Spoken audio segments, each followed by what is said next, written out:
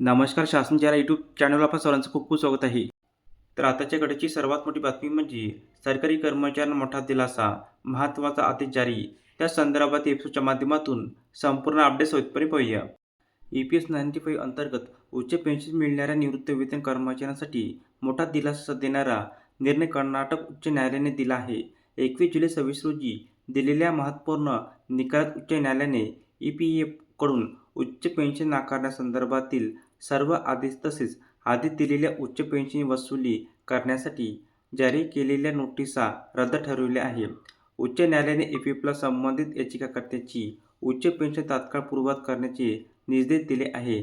तसेच प्रत्येक वेतनावर भरलेल्या EPF योगदानाच्या आधारेच पुढील नियमित उच्च पेन्शन देण्याचे आदेशही दिले आहे. न्यायालयाने स्पष्ट केले की संबंधित सर्व याचिकाकर्ते 1 सप्टेंबर 14 पूर्वी निवृत्त झाले होते. त्यांनी सेवा काळात त्यांच्या प्रत्यक्ष वेतनावर EPF योगदान भरले होते. यापूर्वी सर्वोच्च न्यायालयाच्या आरसी गुप्ता प्रकरणातील निर्णयाच्या आधारे त्यांना उच्च पेन्शन मंजूर करण्यात आली होती. यानंतर सर्वोच्च न्यायालयाचे सुनील कुमार 2022 निर्णयाचा अभ्यास करून न्यायालयाने स्पष्ट केले की केवळ त्या निर्णयाचा आधार घेत आधी मंजूर केलेली उच्च पेन्शन रद्द करता येणार नाही. EPFला न्यायालयाचे स्पष्ट निर्देश. Pension update. न्यायालयाने EPFला खालील महत्त्वाचे आदेश दिले आहेत. न्यायालयाने आणि न्यायपालिका उच्च पेन्शन नाकारण्याचे सर्व आदेश रद्द. उच्च पेन्शनची वसूली करण्यासाठी जारी केलेल्या सर्व नोटीस रद्द. याचिकाकर्त्यांची उच्च पेन्शन तात्काळ पूर्ववत करावी. प्रत्यक्ष वेतनावर भरलेल्या योगदानाच्या आधारे नियमित पेन्शन सुरू ठेवावी. थकीत पेन्शनची रक्कम 3 महिन्यांच्या आत अदा करावी. 3 महिन्यानंतर विलंब झाल्यास 6% वार्षिक व्याजासह रक्कम द्यावी.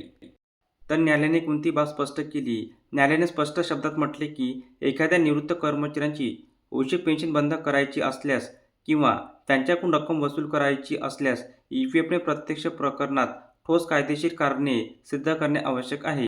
केवळ सर्वसाधारण नोटीस काढून पेन्शन कमी करणे किंवा वसूल करणे कायदेशीर ठरत नाही. सेवानिवृत्ती आणि पेन्शन या निर्णयाचे महत्त्व काय?